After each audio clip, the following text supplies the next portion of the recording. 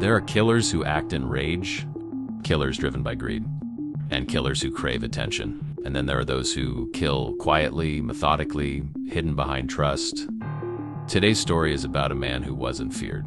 He was respected, trusted, admired, a doctor at Gila, and one of the most prolific serial killers in modern history, Harold Shipman, also known as Dr. Death. Harold Frederick Shipman was born on January 14th, 1946, in Nottingham, England.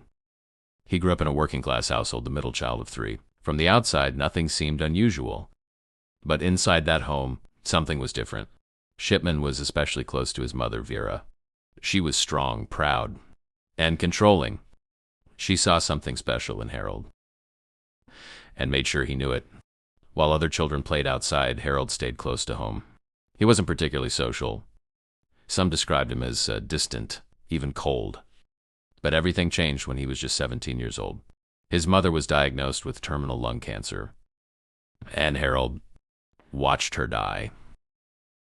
As Vera's condition worsened, a doctor began visiting the house. He would administer morphine, a powerful painkiller. Harold watched closely. He saw something profound. His mother writhing in pain one moment, calm and peaceful the next. The doctor controlled it all. The suffering, the relief, the moment of death, for a teenage boy already emotionally withdrawn. This left a deep impression. Some investigators later believed this moment, watching his mother die under medical control, became the psychological blueprint for everything that followed.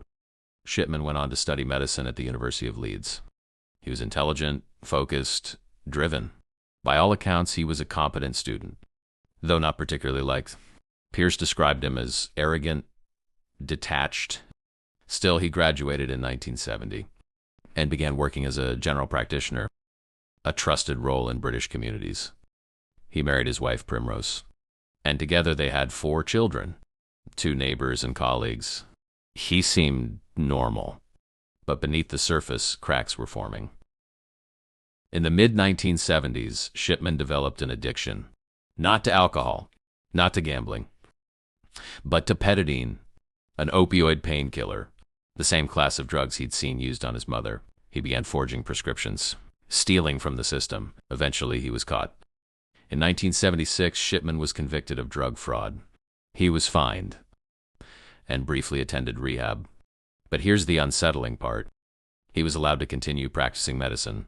By the 1990s, Shipman had established himself in Hyde, Greater Manchester. He opened his own practice. And his reputation? Outstanding. He made house calls. He listened. He seemed compassionate. But behind closed doors, something darker was happening. Shipman's method was chillingly simple. He would visit patients, often elderly women living alone.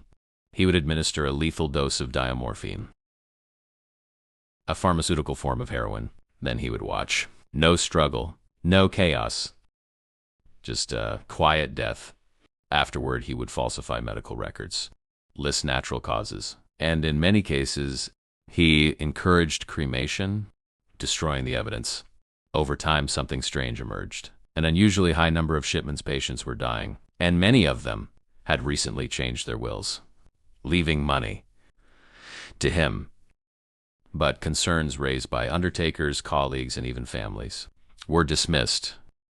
Why? Because Shipman was a doctor, and doctors were trusted. In 1998, the daughter of one victim became suspicious. Her mother, Kathleen Grundy, had been healthy, independent, but suddenly she was dead, and her will, it had been changed, leaving everything to Shipman. The daughter knew something was wrong. She went to the police. This time, they listened.